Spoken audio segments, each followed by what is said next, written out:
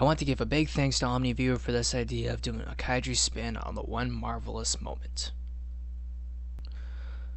With Godzilla King of the Monsters right around the corner, I found this whole exercise of looking for what I felt was the big moment in kaiju film as a really enjoyable experience. When looking for a moment that was really impactful and important, there are probably a few that come to mind, all from really popular movies. Godzilla 1954, Mothra 1964, 84, Biollante GMK, you get the picture. But for myself, my one monstrous moment is the opening sequence of Godzilla vs. Megaguirus.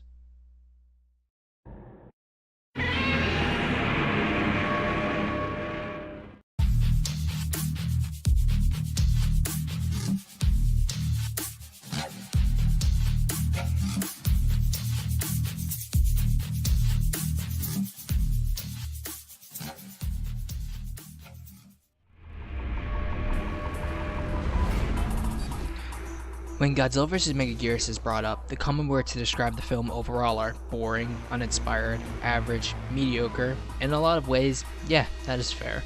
But those films, to start, we hear the famous Godzilla theme and see Godzilla himself in the first couple seconds of the movie. We see the King of the Monsters lifting a train car, emulating the first time he did so in the 1954 film. A good touch of this scene is that it's in black and white, despite the updated effects and the ability to use color. They keep these shots in black and white to visually remind audiences that these events are in the past. The second time we were told about Godzilla appearing is in 1966, introduced via an old television, and now in color. This block of the opening is tied up with some world building which tells us about the social issues Japan faces, commonplace in Godzilla films, and their solution to this, by changing its capital and adopting new forms of energy.